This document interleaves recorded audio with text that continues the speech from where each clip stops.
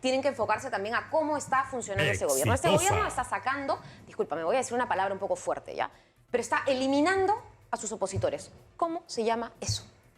Es que este es un gobierno dictatorial y ya no lo digo yo. Sigrid Bazán, que es una congresista que está puesta en el ojo de la tormenta y que de alguna manera se ha convertido en una especie de emblema de la confrontación en el Perú. Sigrid, comencemos por hablar del informe y después vamos a hablar de los otros temas por los que originalmente te habíamos convocado. Tú eres congresista, ¿qué implicancias puede tener este informe? ¿Qué tal, Nicolás? Muchas gracias Bienvenida. por la invitación. No me quiero denominar a mí misma emblema de la confrontación, pero sí hay una evidencia que el informe de la Comisión Interamericana de Derechos Humanos ha analizado, y nosotros los congresistas, a raíz de esa evidencia que tuvimos además de primera mano por ser peruanos, estar aquí, haber vivido todos estos meses de violencia, denunciamos. Hay una denuncia que yo interpongo contra la presidenta, el señor Otárola y otros exministros por el tema de las muertes, de la violencia desmedida, del uso de la fuerza desproporcionada. Y es una denuncia constitucional que ya está en la Subcomisión de Acusaciones Constitucionales que se puso en agenda en la sesión pasada. Dicha sesión se suspendió y entendemos esta semana en la nueva sesión, quizá el día viernes se convoque, tendría que verse y votarse. En segundo lugar, hay una denuncia penal que también ha interpuesto la congresista Luque, precisamente por estos mismos hechos. Entonces sí sentimos que desde el Congreso de la República hay una necesidad de abordar el tema. Se creó una comisión que investigue los presuntos violaciones a los derechos humanos durante estos meses, desde el 7 de diciembre, y hasta ahora esa comisión no sesiona por falta de voluntad de otras bancadas que no quieren ponerse a trabajar. Pero no ocurre otra vez que el Congreso de la República se sobrepone con investigaciones que ya están en marcha en el Ministerio Público. Yo a veces no le encuentro sentido. Es decir, hay una investigación, se han nombrado fiscales especiales para este proceso, lo cual es un buen gesto. Los cargos por los que se está investigando a los responsables de estos hechos son gravísimos e incluyen a la propia Presidenta de la República. Nicolás, y se habla hasta de genocidio. O sea, el informe está hablando de que lo que ha ocurrido en Ayacucho y en Juliaca podrían denominarse prácticamente masacres. Hay varias cosas ahí que podría señalar, pero una muy rápida. Hubo un medio que propaló en vivo imágenes del fallecimiento de la persona que perdió la vida en Lima. ¿Cuánto se ha avanzado en el caso fiscal? Un limeño, bueno, una persona, no limeño, una persona falleció en Lima. Y el video, que no ha sido editado, que además salió en vivo, muestra cómo esa persona fue asesinada. Y no hay absolutamente ningún avance contundente. Pero ¿a dónde llegas? ¿Que no se puede confiar en la investigación de la Fiscalía? No, en absoluto, no digo eso. Lo que digo es que cada institución tiene su rol. La Fiscalía tiene que investigar, pero por supuesto, también hace su papel las organizaciones no gubernamentales, es decir, las organizaciones de la sociedad civil como Amnistía Internacional, también tienen un papel la Comisión Interamericana de Derechos y también tiene un papel el Congreso. Eso es de lo que yo puedo hablar, no de las otras instituciones. Como congresista, el Congreso vela porque se respete la Constitución y hay una subcomisión de acusaciones constitucionales, y si la Constitución dice que la vida es un derecho constitucional, el Congreso tiene que evaluar quiénes están atentando contra ese principio. Hasta ahí llega nuestro papel. No ve temas penales, no ve delitos, en efecto, no ve quién disparó, porque esa es una ejecución extrajudicial o esa será calificado como un asesinato, un homicidio, lo que fuere. Eso lo ve un fiscal. Claro, pero también es importante, antes de ir a la pausa, porque tenemos que ir rápidamente a un corte, la Comisión recomienda que en el Perú se busquen los caminos para, primero, se deje de pretender modificar el papel de la Defensoría o cambiar las autoridades electorales, etcétera, porque interpreta que esto es parte de la crisis que arrastramos todos estos años, esta especie de desinstitucionalización o de falta de respeto a las instituciones y de confrontación. Pero habla de diálogo, de justicia para las víctimas y de reparaciones. Pero para empezar por el diálogo, ¿cómo salimos de esta situación horrible en términos políticos que estamos viviendo y pasamos a ser un país donde uno puede tener diferencias muy importantes, pero es capaz de dialogar con respeto? Eso no existe en el Perú. Yo pregunto, ¿va a ser posible alguna vez? Vamos a la pausa. Regresamos con Sigrid Bazán. Está en nuestros estudios la congresista Sigrid Bazán y estamos, para empezar, comentando el informe que anoche fue hecho público de la Comisión Interamericana de Derechos Humanos sobre los derechos humanos y las protestas ocurridas en el Perú entre diciembre y enero. Y sus conclusiones son muy severas, pero lo interesante es que el juicio no se remite a una evaluación uno por uno de los fallecidos y de las circunstancias en que sus muertes ocurrieron, sino del contexto político que estamos viviendo en el Perú y el contexto, por lo tanto, en el que ocurrieron estas muertes. Y dice, entre otras cosas, que en las recientes protestas sociales se ha observado una fuerte estigmatización por factores étnicos, raciales y regionales, particularmente en los mensajes que reproducen algunas autoridades, perpetuando la noción de que las personas campesinas e indígenas que protestan tienen vínculos con actos de terrorismo y que incluyen la utilización de palabras como terroristas, terrucos, senderistas o indios. Estos mensajes no son inocuos, dice la comisión, sino que por el contrario crean un ambiente de permisividad y tolerancia de la violencia institucional y discriminación hacia las comunidades campesinas y los pueblos indígenas y originarios del Perú. Eso es lo que dice la Comisión Interamericana, tratando de entender por qué pasó lo que pasó en diciembre y enero. Y me permites, Nicolás, hay un fragmento que creo que yo también comparto como análisis, porque lo que bien hace la Comisión Interamericana es no solamente, como tú dices, cual fiscal o cual juez evaluar caso por caso, sino brindar un contexto. Dice el informe de la Comisión que si bien las protestas que comenzaron en el mes de diciembre del 2022 tienen consignas políticas puntuales, en el fondo guardan relación con el modelo social y económico, así como el acceso a derechos en condiciones de igualdad. Máxime cuando, según diversos testimonios, una de las fuentes de conflictividad social histórica se relaciona con el modelo extractivista, que incluye concesiones de largo término con beneficios tributarios. Bueno, en resumen, lo que dice es, esto no está llegando a una población, condice con la frase que tú has citado también de la discriminación, de la desigualdad, y que es finalmente también muchos conflictos sociales contenidos en el estallido, si se le quiere llamar, después del 7 de diciembre. Entonces, hay contextos y hay consignas políticas claras, que se vayan todos, elecciones adelantadas, nueva constitución por ahí, algunas más importantes que otras, sin duda, pero por sobre todas las cosas está un descontento que nadie puede negar. Y no es un descontento, además, de la clase media limeña, es un descontento del resto del país. Entonces yo creo que es una lectura acertada que habría que reevaluar en su trasfondo.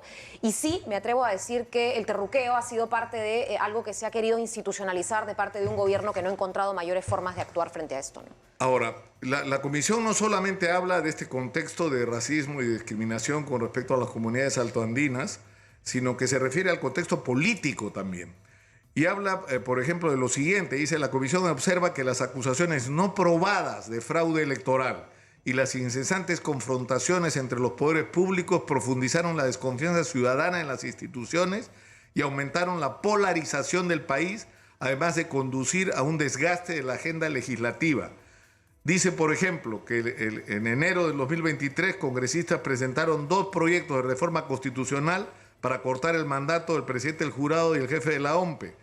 En otro proyecto se pretende modificar artículos de la Constitución para reducir el número de votos requeridos para la remoción de los miembros de la Junta Nacional de Justicia, y se refiere también al tema de la Defensoría del Pueblo, es decir, de la pretensión de también cambiar, ¿no? de cambiar de la manera como se está pretendiendo cambiar, ¿no es cierto?, la Defensoría del Pueblo. Es decir, hay una, digamos, un intento de explicación de que si vamos a tratar de entender por qué murió esta gente que murió, tenemos que entender qué diablos está pasando en el Perú. Correcto. Como contexto, ¿no? Y eso me parece valioso del documento, que es lo que deberíamos hacer nosotros por nosotros mismos, ¿no? No necesitaríamos que alguien venga de afuera a llamarnos la atención sobre este embrollo y este torbellino en el que estamos metidos. Y no solo alguien de afuera, ¿no? Creo que aquí la respuesta del gobierno, muy poco acertada, muy torpe, si me permites, Nicolás, ha sido culpar a todo esto a las ONGs, porque hay informes que ya han sacado. ONG para esto es organización no gubernamental, es decir, una organización de la sociedad que no es el gobierno, ¿no? Porque evidentemente el gobierno no va a sacar un informe sobre sus propias acciones. Entonces, culpar a las ONGs, pero cuando yo es la Comisión Interamericana de Derechos Humanos la que le jala las orejas, por decir un término muy suave, en este informe, por no decir más bien pone los puntos sobre las IES, ¿cuál es la excusa que ahora van a decir? ¿Son ONGs? Ya no es una ONG. Son países, ¿no es cierto?, además empecinados en querer bajarse al gobierno de Dina Boluarte. Están Tampoco, porque además ya la señora Dina Boluarte ha retirado a todos los embajadores de los países que podrían haberla hecho presidenta de la Alianza del Pacífico y ahora que es algo que busca, encuentra que no tiene absolutamente ningún apoyo. De igual manera, retira a una de las candidatas a la Corte Interamericana de Derechos Humanos. Entonces, evidentemente, el país se está aislando, Nicolás, y está retrocediendo en lugar de avanzar frente a esos problemas que históricamente se han querido reivindicar en estas protestas. Creo que eso es importante Pero, decir. sin embargo, también en un momento en el que el presidente Andrés Manuel López Obrador y el propio Gustavo Petro no solamente tienen expresiones severas con respecto a Dina Boluarte, sino que pretenden desconocer su legitimidad. La comisión es absolutamente tajante en esto, ¿no? Lo que dice es que tras el anuncio de la disolución del Congreso, el expresidente ordenó al director general de la policía evacuar forzosamente el Congreso y detener a la fiscal de la Nación. Estas órdenes no fueron ejecutadas. La comisión considera que la decisión del expresidente Castillo no se ajustaba a ninguna causal constitucional que habilitara la disolución del Congreso y tampoco estaba facultado constitucionalmente para ordenar la reorganización del Poder Judicial de manera unilateral. Por tal motivo, condena la decisión y la califica como un rompimiento del orden constitucional. Entonces, lo que está diciendo, y dice además que el proceso de sucesión de Dina Boluarte es constitucional. Te puede gustar o no te puede gustar Dina Boluarte, pero es la presidenta constitucional del Perú. Correcto. Y creo que Y eso lo dice la comisión claramente. Yo comparto esa visión. Ahora, ¿qué va a pasar con Andrés Manuel López Obrador? Porque México y Colombia han participado en la delegación de facultades a esta comisión para hacer un informe sobre Perú. Mira, yo lo que creo, Nicolás, es que lamentablemente hay comentarios que no han gustado, no han sido del agrado de este gobierno, sin duda. Y si yo me pusiera en los zapatos de un gobierno que no está recibiendo buenas críticas, en lugar de sacar a los embajadores, sabiendo que son, además, países importantes, no para mí, Dina Boluarte como presidenta, imaginando, ¿no es cierto?, sino para el país comercialmente, en la Alianza para el Pacífico, estratégicamente, geopolíticamente, no voy a darles, discúlpame, una patada, ¿no es cierto?, para que se vayan. Al contrario, ¿qué es lo que se está haciendo mal? ¿En qué cosas podemos colaborar y en qué cosas podemos contribuir? Y eso lo hacen países de derecha o de gobiernos de derecha con países de gobiernos de izquierda. Hoy en día, países que tienen gobiernos de derecha no han sacado a los embajadores de Colombia y México por ser de izquierda. Entonces yo creo que esas críticas, digamos, tienen que enfocarse también a cómo está funcionando ese gobierno. Este gobierno está sacando, discúlpame, voy a decir una palabra un poco fuerte, ¿ya? Pero está eliminando a sus opositores. ¿Cómo se llama eso? Es que este es un gobierno dictatorial y ya no lo digo yo. Ha pasado y ha tenido que pasar meses para que los colegas, discúlpame, yo soy politóloga, de la ciencia política, los licenciados en esta materia, comiencen a decir, sí, pues ya estamos transicionando, ¿no? De manera muy tibia, algo que de repente desde el poder político se siente distinto, pero estamos en un régimen autoritario, camino a una dictadura, y yo creo que hay que decirlo con todas sus letras, porque aquí, cuando se trata de eliminar a los que no les gusta lo que el gobierno peruano hace, y claro, le llamarás falta de respeto, le llamarás una opinión que no comparte, pero los botas de tu país, los mandas a asesinar. O sea, esas responsabilidades, lamentablemente, no podemos hacer la vista gorda, ¿no? Claro, la comisión habla en algún momento, que no lo dice explícitamente, de formas de diálogo, que en otras circunstancias tú podrías concluir lo único que puede sacar al Perú de este desmadre es una asamblea constituyente, pero no una asamblea constituyente en el Perú de hoy, un país que no tiene partidos políticos y donde la visión que se tiene sobre el tema constitucional es que yo debo aprovechar o que puedo tener una mayoría de votos circunstancial y escasa además, ¿no? Pequeña, por pequeña diferencia. O tengo el control del Congreso, entonces yo puedo cambiar la Constitución en función de mi ideología, mis intereses, mis puntos de vista. Y no entender que la Constitución no es la suma de aquello que nos divide o cómo puedo hacer yo para imponerte lo que pienso. La Constitución tiene que ser el punto de encuentro. Correcto. Tiene que ser el resumen de lo que nos une. No aquello que yo te quiero imponer a ti porque no piensas como yo. Entonces, toda esta discusión de la Constitución, sí, o sea, sinceramente, no estamos para esa agenda en este momento. Ahora, o sea, no estamos como país para... Nicolás, porque regresamos al debate inicial. Tanto hemos aprendido nosotros en el Congreso, y creo que las fuerzas políticas y los partidos, de que hay que hacer un trabajo político partidario en donde los partidos además han estado muy ausentes por fuera del tema de las elecciones. Hay que hacer un trabajo político sobre el tema constitucional que dejamos de decir cambien la Constitución. Dijimos, convoquen a una elección y que en la elección se consulte. Y si hay gente que quiere una nueva constitución, empecemos un proceso de informar, de plantear qué es la constitución. Hoy en día se habla así en los colegios, se enseña la constitución. ¡Falso! Hay un gran desconocimiento. Claro, Entonces, Sigrid, lo que dijimos fue que se consulte ciudadanamente si se quiere o no se quiere y a partir de eso yo creo que acá hay dos temas, ¿no? Un tema es la Constitución debería ser el resumen de todo aquello que nos une como nación, lo que nos hace lo que somos, de lo que somos orgullosos, sin importar la ideología. Es lo que tenemos en común, seas de derecha e izquierda, creyente, cristiano, católico, lo que fuera. Es lo que nos une. Es lo que tenemos como objetivos comunes y como reglas de juego que todos aceptamos como válidas para todos. Pero el segundo problema, Sigrid, es ¿qué vamos a hacer con este país? O sea, tenemos las oportunidades extraordinarias por delante. Entonces, por ejemplo, yo te digo una discusión que yo estoy tratando de plantear. Tenemos una oportunidad con la minería. Y para resolver el problema de la minería tenemos 3 problemas puntuales. O 4, diría yo.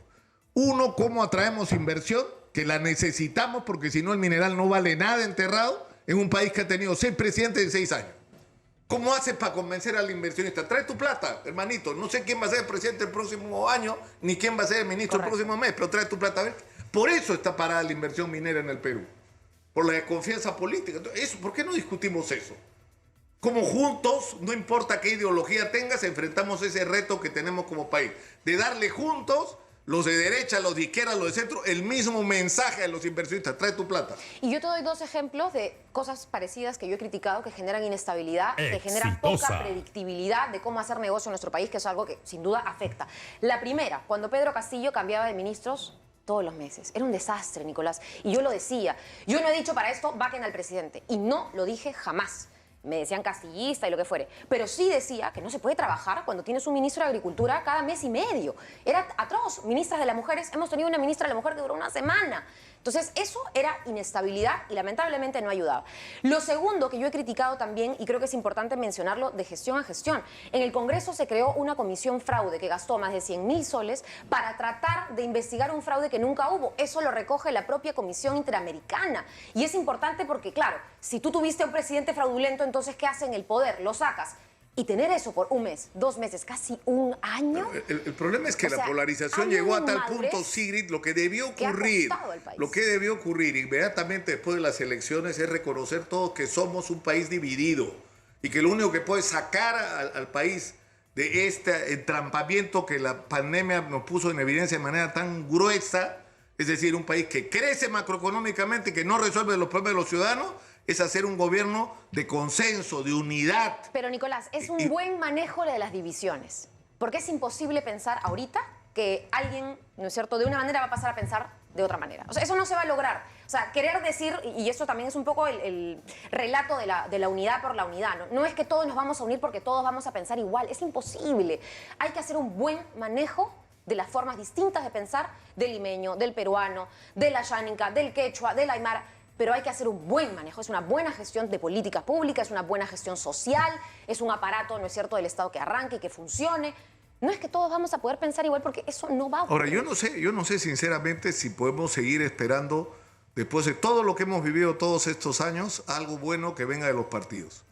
Y que si lo que va a surgir, no quiero decir que los partidos tengan que desaparecer, pero en todo caso, lo que yo percibo que está ocurriendo cuando hablamos con la gente en cualquier lugar donde haya conflicto de cualquier naturaleza, los interlocutores no son los partidos, no son los militantes ni los dirigentes de los partidos, son los dirigentes reales de la sociedad. La gente de los colegios de ingenieros, la junta de usuarios de riego, las cámaras de comercio que representan a los empresarios, es decir, los propios empresarios agrupados en cada región, las organizaciones gremiales de los barrios, los clubes de mar, esos son nuestros interlocutores, con ellos hablamos de los problemas del país, porque con los políticos no podemos. Entonces yo me pregunto, ¿qué pasa si toda esa gente se empieza a agrupar y empieza a decir, bueno, ahora nos toca hacer política a nosotros, arrímense políticos que ahora le toca a la gente? Correcto. Yo creo que eso cambiaría las cosas, ¿no? Ahora, yo creo que es un fenómeno lento, porque es un fenómeno de recomposición, porque cada vez que empiezan a agruparse esos movimientos, ese grupo de personas afectadas por la desigualdad, etcétera, viene o un golpe de Estado, o viene, ¿no es cierto?, una vacancia, o viene un cierre del Congreso, o viene el desastre, ¿no es cierto?, climatológico, viral, lo que fuera. Entonces, claro, hay un proceso de efervescencia y luego hay un proceso de recesión. Y eso lamentablemente también frena el movimiento social. Ahora, yo te digo, yo he estado en Ayacucho, por ejemplo, y en lugares en donde tú no ves pintas de partidos políticos. Tú ves la elección pasada, la elección municipal, la segunda vuelta, etcétera, y ves pura pintas o folletos o lo que fuere, pegatinas de movimientos regionales.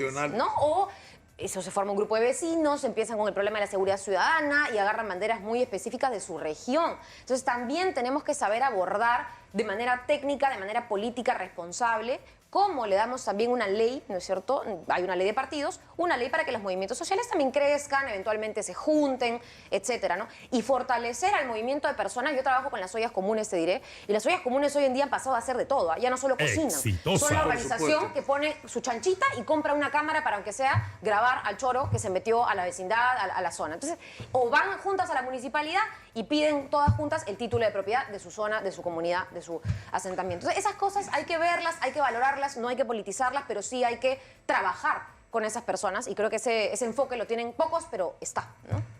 El problema es que tú vas al escenario del Congreso y lo que tienes es confrontación. Y lo que tienes de la clase política son puras malas noticias, el congresista que le come el sueldo, que si pasó por el turnitín o no la tesis de ya no sé quién, no sé cuál ha sido el último ministro. O sea, yo estoy... ¿Cuántas maestrías y doctorados se han otorgado en los últimos 20, 25 años en el Perú que resistirían el Turnitin? Que para los que no lo saben, es el sistema de comparación para ver si has tomado como propias citas de tercera persona. El problema es que antiguamente eso no era una obligación, ahora es una obligación. Ahora tú no puedes usar una frase de una persona y decir, por si acaso, esta frase corresponde a tal autor. Bueno, hace años no era así, pero en fin, yo estoy seguro que si aplicamos ese criterio hay muchos que no quedarían en pie, pero en fin. Pero vayamos justamente a eso, que es tu caso personal. Tú te has convertido en un emblema. ¿Por qué eres un emblema? Porque no te perdonan que seas, digamos, lo que en términos coloquiales se dice, una pituca de izquierda. No puede ser. Si tú tienes plata, tienes que ser de derecha, ¿no? Que es falso que tú puedas haber tenido una buena educación, tenido una buena vida y que encima pienses como de izquierda. ¿Qué te pasa? Es algo así, Sí, ¿no? mira, yo rescato un poco algo que escuchaba de un dirigente político en España, Íñigo Errejón, y decía que aquí hay una crítica que lamentablemente va hacia los dos lados, ¿no? Si tú no tienes dinero y haces política y eres de izquierda, eres un resentido social. Y si tú tienes dinero y haces política y eres de izquierda, Exitosa. eres un incoherente, ¿no es cierto? Eres, en fin, las frases que tú has mencionado. Entonces, lo que les molesta no es si las personas tienen dinero o no tienen dinero. Lo que les molesta es la crítica al sistema. Lo que les molesta es ser un político de izquierda. Y creo que en mi caso en particular, yo estoy dispuesta, Nicolás, y yo voy a decir algo que a mí me hace muy tranquila, que el caso que ha sacado un medio de comunicación semana tras semana tras semana, hoy lo vea la Fiscalía. De hecho, ya lo vio la Fiscalía y lo archivó, ¿correcto? Y ahora la Procuraduría... ¿Este mismo caso? Este mismo caso, es el mismo. Se ha dicho que yo O sea, tengo no sé el cuántos año, casos. o sea, para resumir, el año 2013... Línea de tiempo. El año 2013, se adquiere una propiedad por 280 mil, No, 165. 165 mil dólares. Correcto. ¿Ya? Esa propiedad figura a tu nombre, tú tenías 23 años. Correcto. Mira, esta es la solicitud Ahora, de pero el rescate. dinero lo pone tu padre. Correcto. Esta es la solicitud de rescate del BCP, Credifondo S.A., este es el fondo mutuo, ahí está mi papá. Abajito hay una letra bien chiquita, ahí, lo que pasa es que la copia, a ver si te permite leer, ¿correcto? En este se ve mejor, Nicolás, y te voy a alcanzar ese segundo documento. Ese rescate es por el total de los fondos del señor. Yo la verdad tampoco quiero exponer más a mi familia, ya hay un medio de comunicación que ha llegado a un límite que yo llamo públicamente acoso, pero más allá de eso a mí me tranquiliza mucho que esté la Fiscalía detrás, porque ya no hay ningún medio, ningún periodista que esté ensañándose. Este es el traspase. Acá ves ahí el beneficiario, la beneficiada, ¿no es cierto? Ahí ves quién solicita el rescate y a quién se lo da, que soy yo. Ahora, eso ocurre en el 2013. Yo no estoy diciendo, Nicolás, ni voy a decir Hay en un mi cheque de vida. gerencia por 165 mil dólares. Correcto. Que el beneficiario es Sigrid Tesoro. La que viste y calza. Bazán Narro. Correcto. Repiten el monto para ser pagado en un cheque de gerencia, etcétera. Y el que ordena el pago es Bazán Palomino Telmo, Correcto, es decir, mi tu padre. Correcto. Y acá normalmente se declara el origen de los fondos, ¿no? Pero... Correcto. Correcto. El origen de los fondos, porque esa es una cuenta en el BCP y es un fondo mutuo, es un fondo que finalmente mi padre tiene de su liquidación, etcétera. Todo, la fiscalía puede incluso pedir una pericia contable, ahí no hay ningún problema. Pero creo que esto pasa... Porque lo que se ha dicho es que tú dijiste que era su AFP y que no es su AFP, que él no y cobró... yo me he corregido porque yo dije fondo de jubilación y dije jubilación porque yo tengo una propuesta del tema de jubilación y de la reforma del sistema de pensiones. Y me corrijo, y soy hidalga en decir me equivoqué, es un fondo mutuo, correcto. ¿Qué cosa hay en ese fondo mutuo? Liquidación, todo lo que ha sido... Mi papá es ingeniero civil, ha sido colegiado. Eso lo ve la fiscalía. Esto que te estoy contando, porque tú bien lo señalas, se dice que... Es más, se dice que yo he cambiado de versión en varias cosas y yo nunca he dado ninguna versión porque el que medio que lo dice, yo no le doy entrevistas porque habla mal de mí. Pero ¿cómo es la operación? La operación es que tu padre compra una propiedad y la pone a tu nombre. Correcto. O sea, no es que te regala... Él me da el dinero y yo hago la compraventa. Con ese dinero, ese cheque, así, habiendo hecho el rescate de sus fondos. Ahora, esa casa, y también es toda una serie de papeles, boletas, etcétera, se remodela. Tenía un piso, pasa a tener 4 pisos, está en Miraflores y se vende. Y se vende por más dinero, correcto. Por bastante más dinero. Correcto. Bueno, ya no era una vivienda de 2, sino de 4 pisos yo no he ahora. comprado a los 23 años una casa con mis ahorros, ¿ah? Porque alguien dice que yo he dicho en algún momento que yo he comprado una casa a los 23 años con mis ahorros. Imposible. En 23 años nadie puede comprarse una casa con sus ahorros, o al menos a mí no me parecería creíble. Yo no vengo a decir acá que yo fui mototaxista y fui haciéndome, ¿no es cierto? No, yo estoy contando las cosas como han sido. Esa casa se revaloriza, se vuelve a vender años después y ese dinero se queda en mi cuenta en un fondo también, ahí. Y en el 2020, en pandemia, los precios de las casas caen, yo me compro un departamento. Ese departamento y todo ese dinero, que es privado, es antes de que yo sea congresista. La Fiscalía lo investiga, ¿ok? En un primer momento, y lo archiva. Todo esto en marzo. Y ahora la Procuraduría... ¿Pero cuál era el motivo de la investigación en ese momento? ¿El mismo que el actual? El que solicita o en todo caso da informe a la Fiscalía para que investigue en primer lugar es la policía. En concreto, la División de Lavado de Activos por Terrorismo. De esa división salen 2 informes policiales que recogen, ¿qué cosa? El informe de Willax. Eso es. Es decir, que tú supuestamente te habrías comprado a los 23 años una casa con plata que como no podías explicar seguramente venía del narcotráfico y como tú eras una terruca, porque, ¿no es cierto? Es una cosa medio rara, ¿no? Porque es la División de Lavado de Activos por Terrorismo, por ahí está el nombre de... Sí, acá no lo tengo, pero por ahí es el nombre de la división policial que emite 2 informes. Entonces la Fiscalía, a ver, yo soy congresista. Es más, una de las razones que la Procuraduría pide para que eso que sea archivado se abra y se vuelva a investigar por 90 días, que es el momento en el que estamos ahora, es porque yo soy una PEP, persona de especial, persona expuesta políticamente. Expuesta políticamente. Correcto. Yo no tengo ningún problema y es más, me da tranquilidad que un fiscal o una fiscal vea esto en lugar de que se esté especulando en medios de comunicación y con mala hazaña, ¿sabes? Con una ganas de legitimarme hasta por el paso que doy. Y eso ocurre no solamente por esta compra, sino por cosas que ni siquiera tienen que ver con hechos a investigar.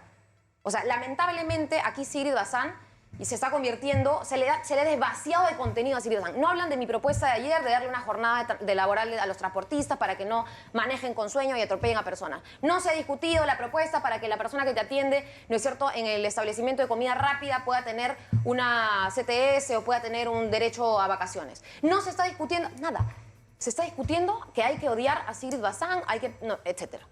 Y eso yo quisiera aprovechar esta entrevista para tratar de cerrar este tema, porque sinceramente me parece que hay asuntos tan trascendentes en la agenda nacional y todo el tiempo vienen de los medios de comunicación, grandes medios y algunos no tanto, y de la política solamente fango, es lo único que tenemos. Nos revolcamos en el fango y no discutimos los problemas del país. Por eso a mí me interesa que esta conversación sirva para aclarar las cosas. Carlos Paredes acaba de escribir, lo hizo anoche en realidad, dice, lo que no se atrevió a revelar Sigrid Bazán fue el monto del fondo mutuo de su padre. Tampoco explicó por qué, si todo el dinero era de su familia, ella aparece como dueña absoluta de todo, sin formalizar donación o anticipo de herencia. ¿Acaso su padre la usó como prestanombres? Es lo que pregunta. Es que ese es el problema, Nicolás, y yo he dicho, y se lo comento a los 4 o 3 periodistas de Willax, periodistas entre comillas, la verdad, discúlpame, que me persiguen todos los días, que han ido a perseguir a mi familia. Mi papá es una persona de 77 años, yo no tengo por qué estar nombrando a mi padre, pero tengo que salir a explicar hasta por qué estornudo, creo, a diario. Y lo único que voy a decir es, yo no le voy a contestar al señor Paredes. Yo no voy a hablar de un canal que finalmente no dice nada de que hay una persona, y es el señor Erasmo Wong, que después de 8 años tiene uno de los casos más importantes de lavado de activos, y eso lo han sacado varios medios de comunicación. Un señor que además en estos momentos es investigado por un caso que hoy uno de los fiscales, el fiscal Puma, si no me equivoco... Puma. Correcto. Va a sacar un informe a finales de mes. No me cabe la menor duda que van a salir 1000 cosas de 1000 personas que no sean él en ese medio. Entonces, cuando se deje de despersonalizar ese tema, yo con gusto le respondo. Como voy a responder aquí, como voy a responder allá. Pero lamentablemente lo que ha habido ahí es una hazaña, es un acoso político y es una forma de querer acallar un trabajo que no se visibiliza, porque nunca van a criticarme, como te digo, por un dictamen, Ahora, pero por una ley, por digamos, un voto. ya, como argumento, ¿por qué tu papá te da esta propiedad a ti y no a tus hermanos? Mira, esto es algo que se va a explicar en Fiscalía completamente, porque van a citar a mi padre, me van a citar a mí. Yo calculo que esto va a ser el proceso en los 90 días que se siguen. Como te digo, a mí me da mucha tranquilidad. Se va a hablar de mis hermanos. Yo no voy a hablar de temas familiares atañendo a mis hermanos o a terceros, porque como comprenderás, también tengo que proteger a mi familia. Pero creo que todo el patrimonio familiar se puede esclarecer en ese sentido, y lo mío se está esclareciendo. Ya se archivó una primera vez. Imagínate, si yo tuviera otros familiares congresistas, me imagino que esto se extendería. Te hago una pregunta absolutamente formal. Tú sales muy fuerte y enfrentas controversias y te tropeas. ¿No ha habido algún momento que te has encerrado al baño a llorar? No. ¿No te ha llevado al límite esto en algún momento? Me ha llevado al límite, sí, pero creo que no al límite emocional. Creo que hay una fortaleza detrás que cada uno la ejercita. Yo soy una persona que velo mucho por mi salud mental, la cuido de diferentes maneras, y a título personal tengo un círculo que además me acompaña mucho, de amistades, de familia, de todo. Pero al mismo tiempo, sí, Nicolás, entiendo que esto es una forma de desalentar a mucha gente que se mete en política.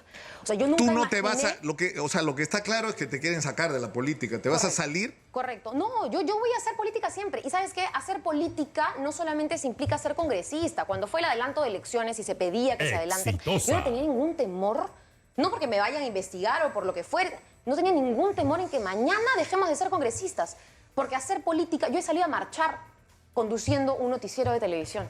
Eso es hacer política, eso es tener una opinión. Obviamente no la llevo a mi estudio, no la llevo a mi entrevista, pero tengo una opinión. Todos, tú tienes una opinión también.